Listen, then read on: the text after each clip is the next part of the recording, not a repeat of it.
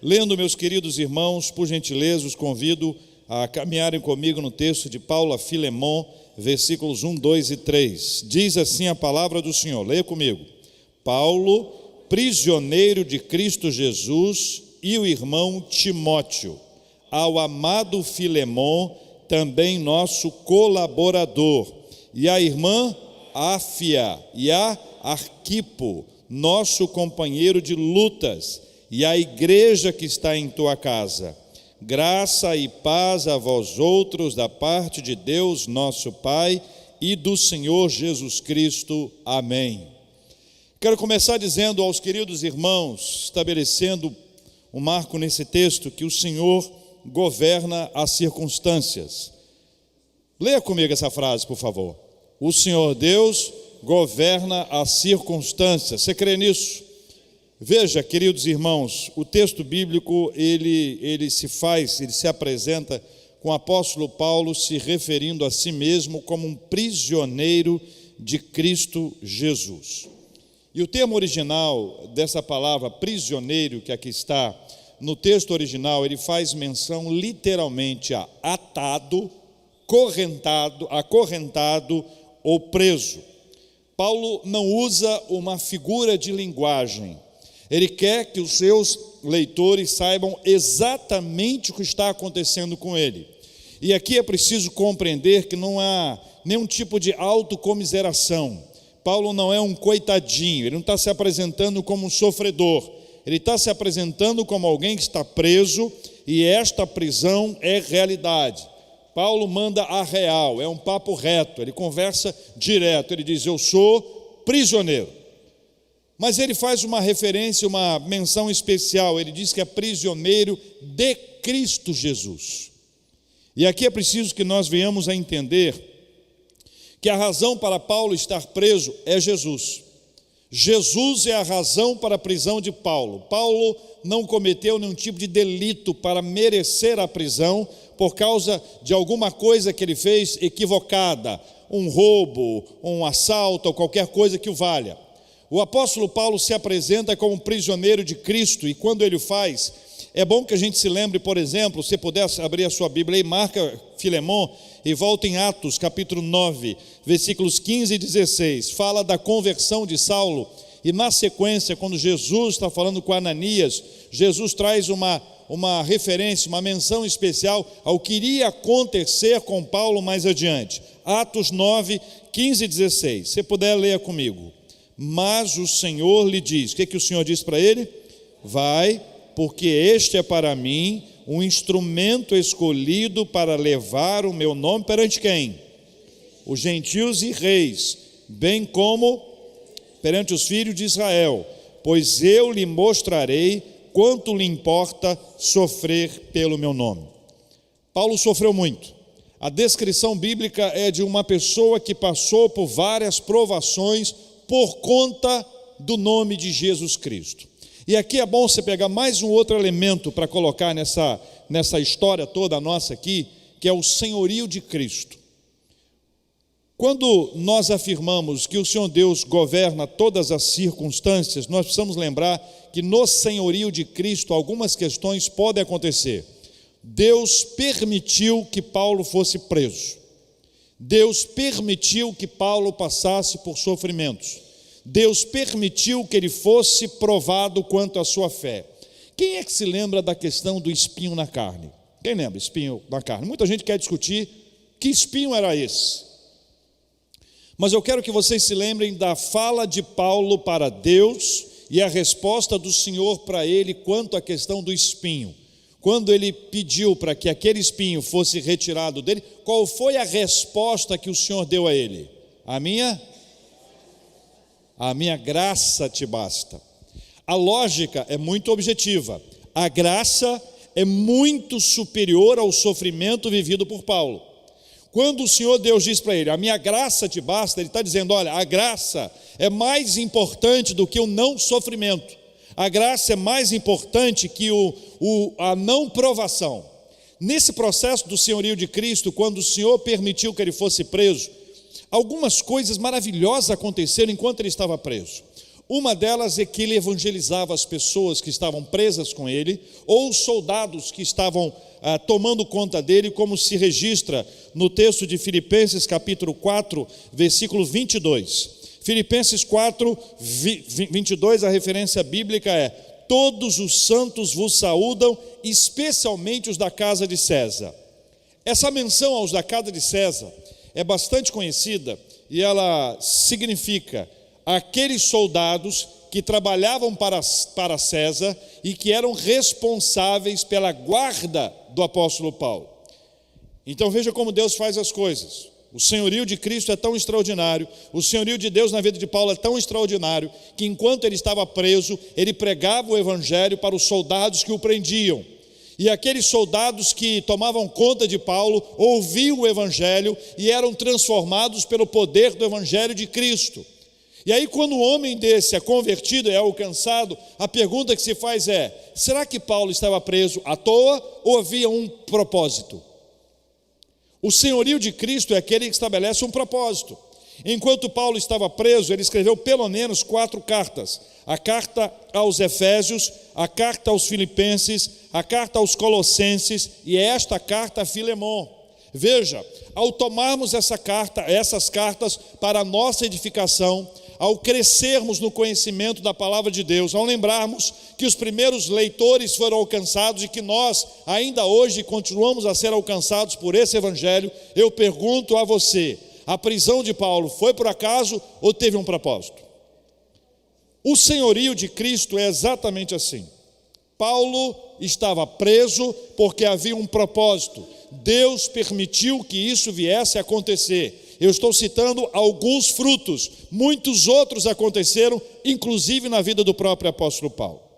Mas eu quero lembrá-los de algo que é muito precioso para mim. Paulo está preso na presença de Jesus. Paulo está preso na presença de Jesus, ou seja, Jesus está preso com Paulo. E é assim que Deus faz. Deus permite que alguma coisa aconteça na nossa vida, que nós não entendemos a razão dessa coisa estar acontecendo, nós brigamos com Deus por conta disso. Deus nos diz: a minha graça te basta, e essa graça se manifesta na presença de Jesus ao nosso lado. Jesus está preso com Paulo. Paulo está preso por causa de Cristo, e Cristo está preso com Paulo. Quando ele escreve aos Romanos, capítulo 8, versículos 33 a 39, abra aí, por favor. Romanos 8, 33 a 39, são declarações tão impressionantes que Deus dá ao apóstolo Paulo. Veja, queridos irmãos, o texto bíblico é inspirado pelo Espírito Santo. O texto bíblico é inspirado pelo Espírito Santo. A inspiração significa um sopro. Então, quando você lê, você ouve alguém dizer: o texto bíblico foi inspirado, quer dizer que ele foi soprado pelo Espírito Santo. Paulo escreveu com as suas habilidades, com o seu conhecimento, mas aquilo que é a palavra de Deus para nós é a palavra do Senhor através do apóstolo Paulo. Hoje nós não somos inspirados, hoje nós somos iluminados. O Espírito Santo nos ilumina para que a gente venha enxergar a palavra dele, a palavra do Senhor para a nossa vida. Vamos ler comigo? Quem intentará acusação contra os eleitos de Deus? É Deus quem os justifica. Leia comigo. Quem os condenará? É Cristo Jesus quem morreu, ou antes, quem ressuscitou, o qual está à direita de Deus e também intercede por nós. Pergunta: quem nos separará do amor de Cristo? Vamos às opções. Será tribulação, angústia, perseguição, fome, ou nudez, ou perigo, ou espada? Como está escrito: por amor de ti, somos entregues à morte o dia todo, fomos considerados como ovelhas para o matadouro. Veja agora: em todas essas coisas, porém, somos mais que vencedores por meio daquele que nos amou. Por quê? Eu estou bem certo de que nem a morte, nem a vida, nem os anjos, nem os principados, nem as coisas do presente, nem do porvir, nem os poderes, nem a altura, nem a profundidade, nem qualquer outra criatura poderá separar-nos do amor de Deus que está em Cristo Jesus, nosso Senhor. Então, irmãos, guardem isso. Nesse processo de aprendizado, de crescimento nosso quanto ao senhorio de Cristo, quanto a entendermos que o Senhor Deus governa as circunstâncias da nossa vida, é preciso que nós compreendamos de que um momento difícil, uma provação na nossa vida, uma luta, é permissão de Deus com um propósito para a nossa vida. Quando Paulo foi preso, pessoas foram convertidas que estavam protegendo, guardando, vigiando Paulo. Cartas foram escritas para pessoas que estavam distantes e que foram alcançadas por muitas pessoas que estavam ali, e hoje mesmo nós podemos desfrutar dessa palavra. Vou falar outra vez? O Senhor Deus governa a circunstância. Paulo, prisioneiro de Cristo Jesus. Leia comigo a continuação do versículo 1. E o irmão, nós estamos em Filemão de novo, tá? Voltamos a Filemão.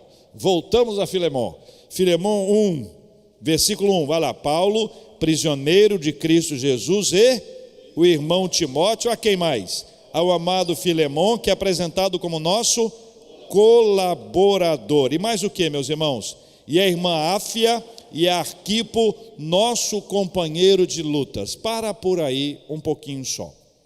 Não se faz a obra do Senhor sozinho. Não se faz a obra do Senhor sozinho. Lê essa frase comigo aí. Nenhuma mega transformação é operada. Vamos ver na tela aqui esse novo slide. Nenhuma mega transformação é operada por uma só pessoa.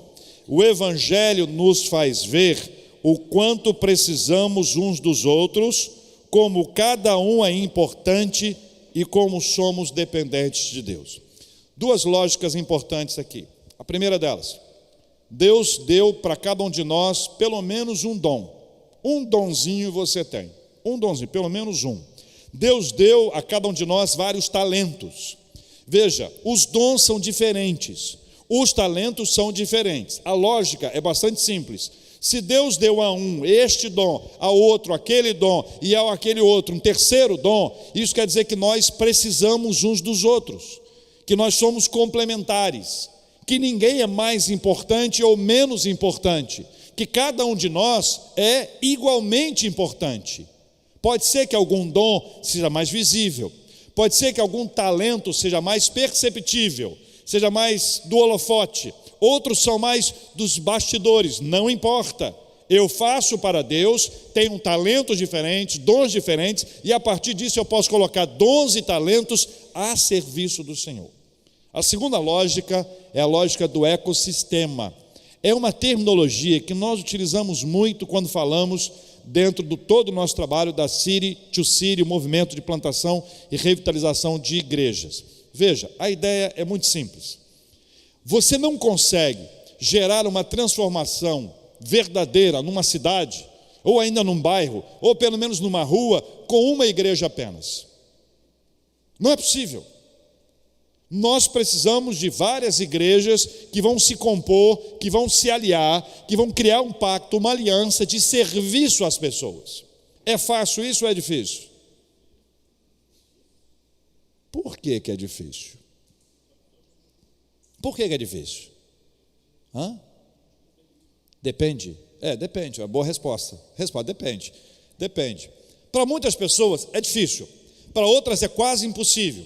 Mas a realidade é que num processo de ecossistema, nós precisamos unir, juntar igrejas, instituições, projetos sociais que tenham uma mesma perspectiva, que tenham o mesmo ministério, para que a gente possa se aliar, independente de teologia, independente das nossas convicções doutrinárias, para servir as pessoas. A figura é de uma rua, e nessa rua tem várias igrejas.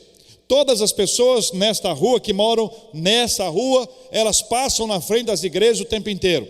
Algumas dessas pessoas frequentam algumas dessas igrejas, mas existem carências que não são resolvidas por nenhuma dessas igrejas. Sabe por quê? Porque elas não se unem, porque elas disputam, porque elas brigam. A nossa perspectiva da nossa igreja é longe disso.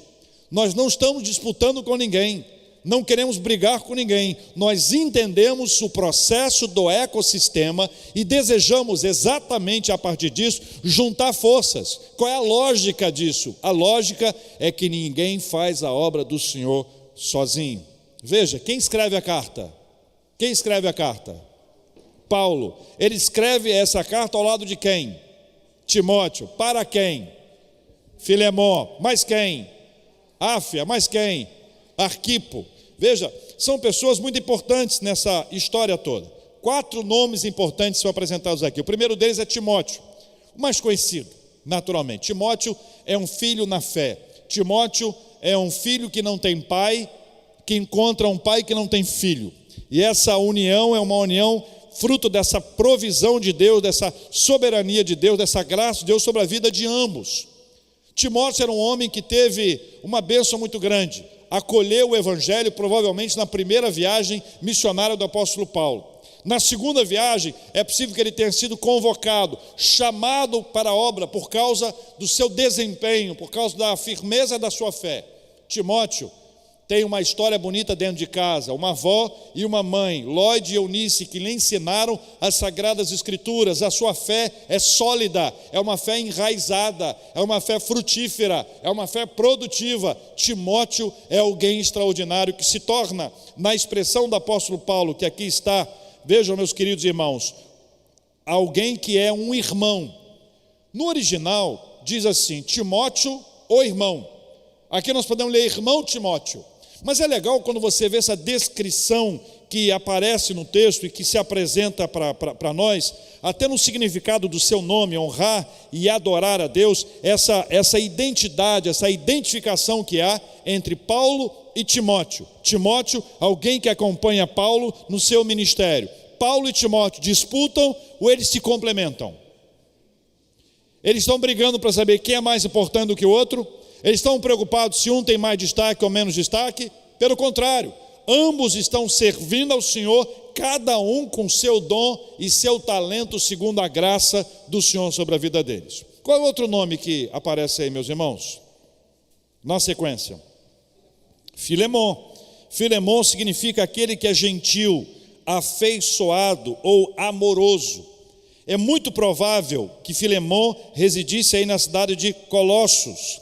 Outro detalhe importante é que, embora Paulo não tivesse visitado aos Colossenses pessoalmente, Filemon aparentemente se converteu a Cristo por intermédio do apóstolo Paulo.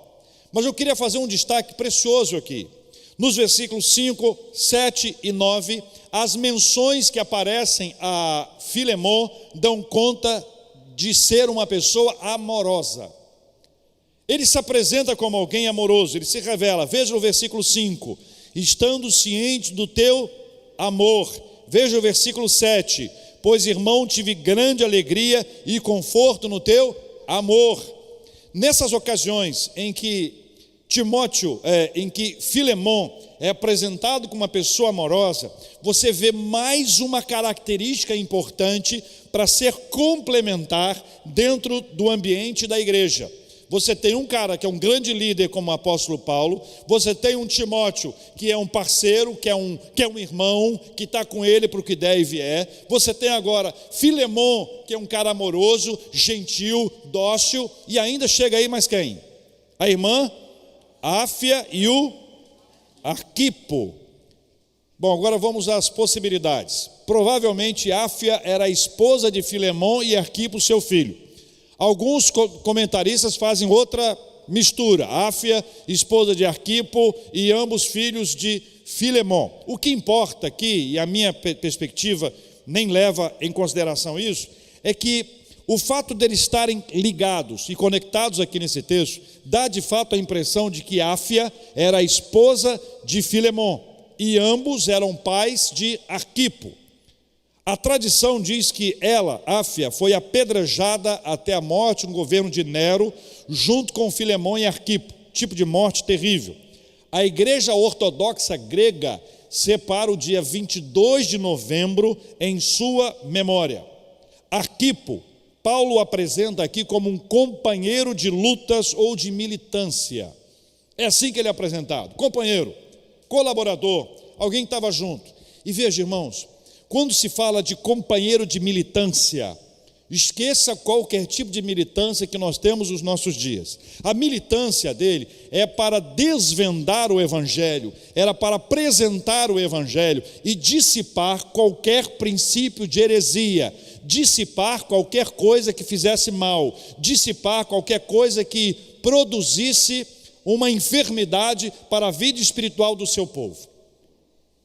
Arquipo era alguém que era da família.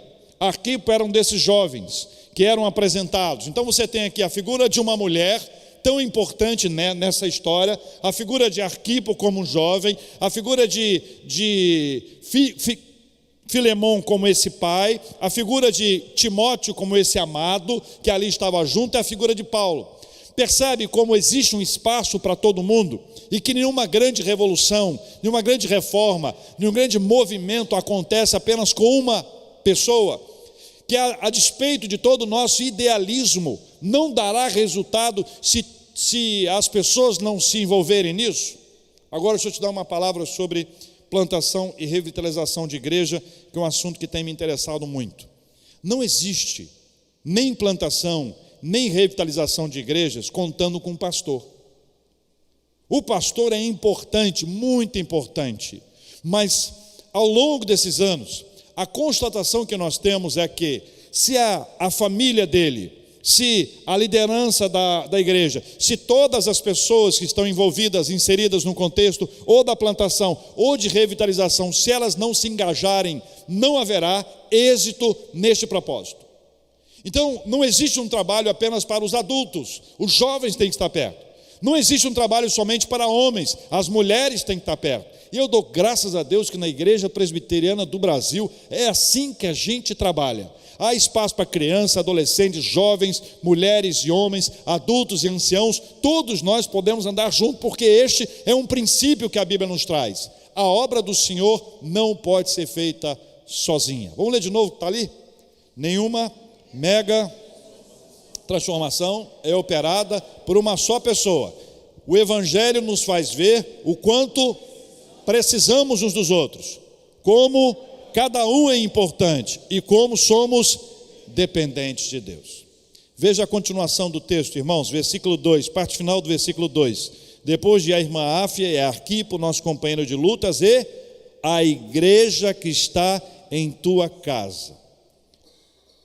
O movimento da igreja foi da casa para o templo, mas sem perder o lugar da casa e o papel do templo. Pode ler comigo?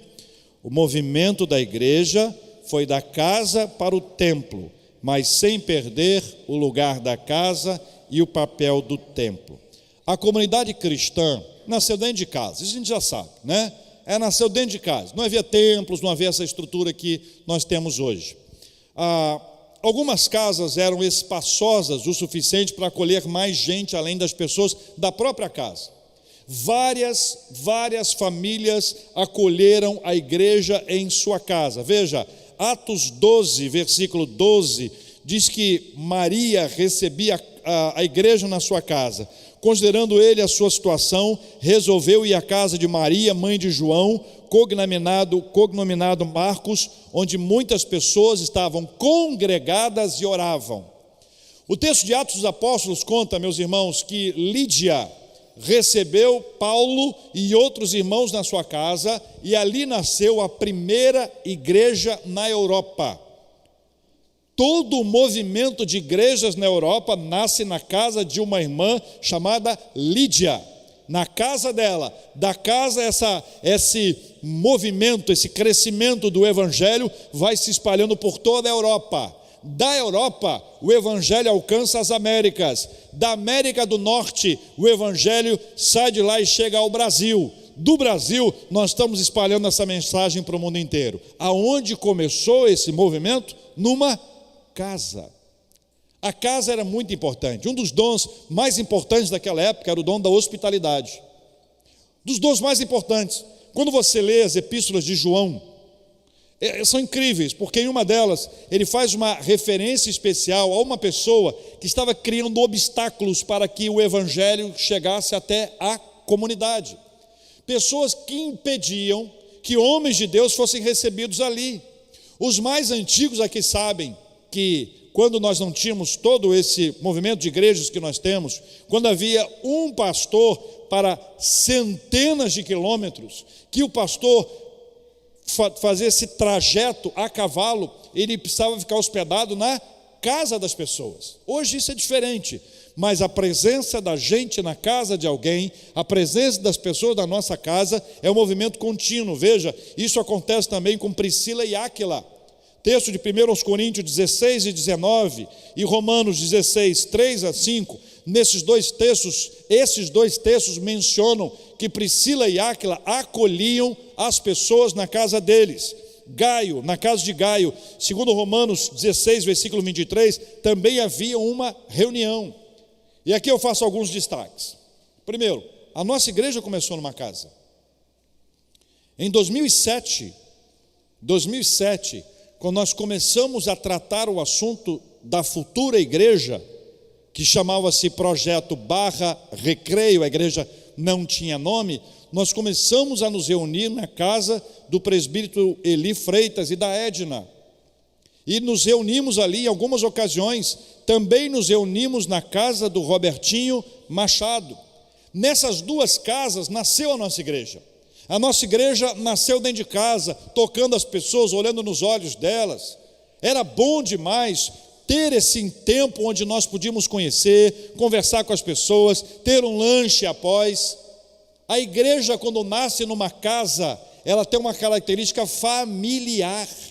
E é por isso que nós continuamos a investir em reuniões nas casas, com os nossos times de casa, que são tão importantes hoje quanto foram para aquele tempo passado.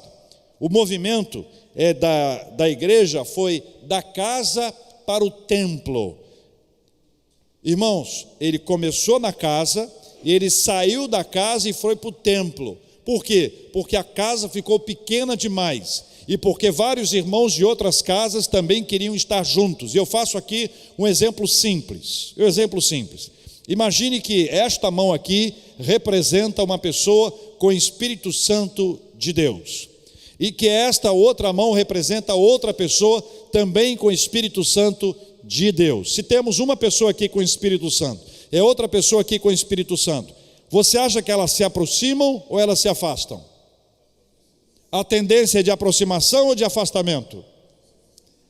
Essa aproximação é natural, e é por isso que nós gostamos de estar na igreja.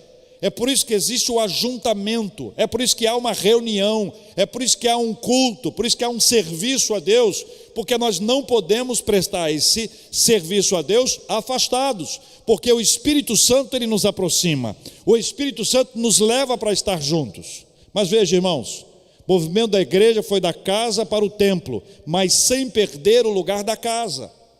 A casa continua sendo um lugar que nas palavras de Cristo ele disse: entra no teu quarto, fecha a tua porta, e teu pai que te vê em secreto, o que diz o restante? Te recompensará. O que diz o restante? Te recompensará. O que diz o restante? Certa a resposta, te recompensará, exatamente isso. Poxa, vocês estão demais hoje. Irmãos, se o movimento é da casa para o templo, eu não deixo de ter na minha casa uma casa de oração. A minha casa continua sendo um lugar de reflexão na palavra de Deus, de estudo bíblico. A minha casa pode ser uma base para o time de casa, mas ainda que não seja, é um lugar onde a palavra de Deus é lida, onde a oração é feita, onde o louvor é entoado. A minha casa permanece como uma casa de oração. Mas veja, o templo tem o seu papel. Nós não podemos perder a ideia da função, da missão, do papel que o templo tem. O templo é um lugar para onde essas pessoas que têm o Espírito Santo, para onde elas vão. O templo é um lugar para onde as pessoas que querem conhecer a Deus, elas vão. O templo é o lugar da adoração comunitária. O templo é o lugar do coletivo. O templo é o lugar desse engajamento nos projetos estabelecidos por Deus para serem abraçados e executados pela igreja. O templo é o lugar onde nós percebemos que o meu dom e o seu dom são complementares, em que os talentos que Deus te confiou e confiou a outro irmão, a outra irmã, eles fazem com que, somando-os, nós podemos fazer um belo trabalho para a glória de Deus. Finalmente, meus irmãos, versículo 3, vamos ler juntos? Graça e paz a vós outros da parte de Deus, nosso Pai, e do Senhor Jesus Cristo. Leia essa frase que vai estar na tela aqui, por gentileza. Graça denota o quê? O amor de Deus manifesto na forma de perdão para com os pecadores. E a paz? A paz revela o sentimento de profunda calma ou a tranquilidade interior que é comunicado ao coração pela posse da reconciliação. Essa frase é de Godet. Entender essa expressão é muito importante. Muito importante. Graça e paz, mencionados por Paulo em diversas ocasiões, tem Deus e Jesus como fonte. Isto é, a graça e a paz não procedem de Paulo. A graça e a paz procedem de Jesus Cristo. Nenhum de nós encontra em si mesmo ou num outro irmão a graça e nem a paz. Esta graça e essa paz pertencem a Jesus Cristo e só Ele pode nos encher com essa graça e com essa paz. A graça. Para Paulo, a graça não era nada menos que a procurada e não comprada ação de Deus sobre a vida dele. Paulo faz um relato, e você pode ver isso em vários textos, ele se repete apresentando a sua experiência lá no caminho de Damasco. Graça para Paulo é receber alguma coisa de Deus sem merecer, receber o perdão, receber a misericórdia, ser alcançado, ser eleito pelo Senhor, ser abraçado pelo Pai, receber da parte do Senhor a esperança. Nada disso é fruto do nosso mérito, nada disso é uma resposta ao nosso esforço, tudo isso é um presente de Deus para nós. Paz é o resultado desta graça, é esse processo dessa reconciliação que só o Senhor opera na nossa vida. Graça e paz, quando elas se juntam, quando elas se reúnem, elas representam, elas sintetizam esta ideia que aqui está. Vamos ler outra vez? A graça denota o amor de Deus manifesto na forma de perdão para com os pecadores. Para um minutinho.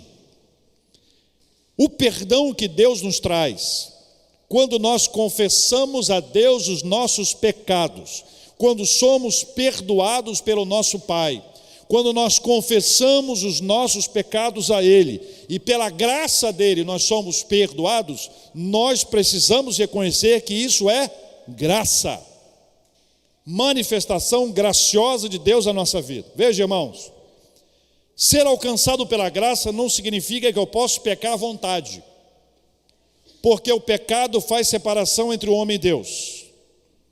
O pecado nos afasta de Deus. Eu quero lembrá-los mais uma vez. O pecado afasta o homem de Deus e o pecado nos afasta uns dos outros. O pecado nos afasta de Deus, há uma separação entre nós e Deus. E o pecado nos afasta uns dos outros. Quando há ciúme, inveja, quando há orgulho, vaidade, o nome dessas 4 palavras, eu posso sintetizá-las como uma só: pecado. E o pecado faz separação entre um homem e outro homem, uma mulher e outra mulher, mas o pecado faz principalmente esse afastamento entre nós e Deus. Não é porque existe a graça que eu posso pecar. Pelo contrário, aqueles que foram alcançados pela graça são os principais a lutar contra o pecado. Nós lutamos contra o pecado, nós não queremos pecar, porque o pecado desagrada a Deus, porque o pecado nos afasta de Deus, porque o pecado nos entristece.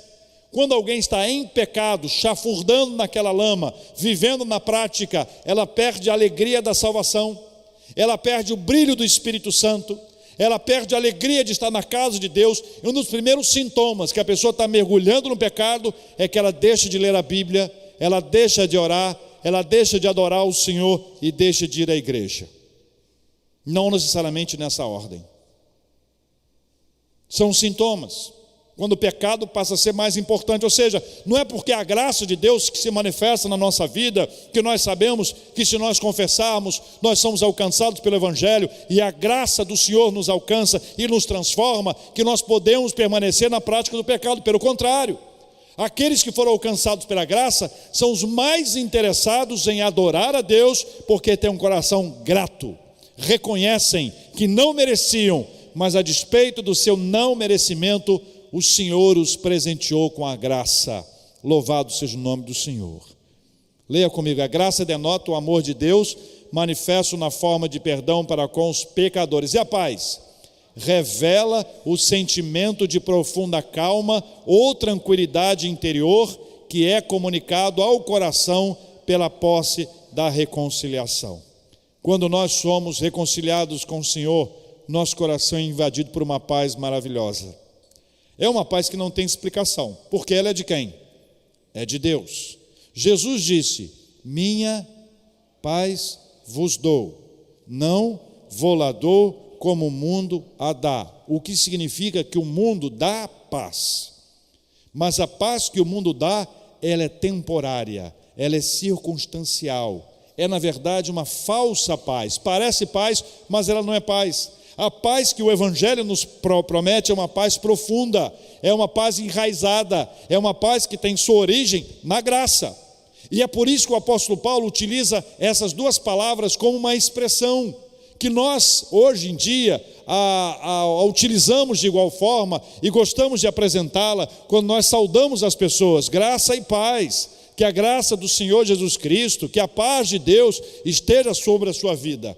No contexto desse texto que aqui está, Paulo traz essa paz e essa graça que é da parte de Deus nosso Pai e do Senhor Jesus Cristo, para que a comunidade que vai ler essa carta a partir de Filemon, Áfia e Arquipo, para que a igreja que ali está se reunindo, essa igreja nunca esqueça de que se eles estão ali, não é por mérito, é pela graça. E se eles querem ter paz, o caminho da paz é o caminho da graça de Deus sobre a nossa vida. Que o Senhor nos ajude a compreender intelectualmente, racionalmente a sua palavra, da mesma forma que nós devemos aprendê-la, trazê-la para a nossa vida, vivendo-a com fé. O Evangelho é vivido assim. Eu termino desejando a você graça e paz. E quero convidar você a desejar o mesmo para quem estiver próximo de onde você estiver aí. Do seu lado direito, esquerdo, na frente, atrás, graça e paz. Pode até ficar em pé para abraçar. Pode até ficar em pé, pode dar um cumprimento bonito. Graça e paz. Que a graça do Senhor Jesus Cristo, que a paz dele inunde a sua vida e o seu coração. É o desejo que nós temos para cada um de vocês em nome de Jesus.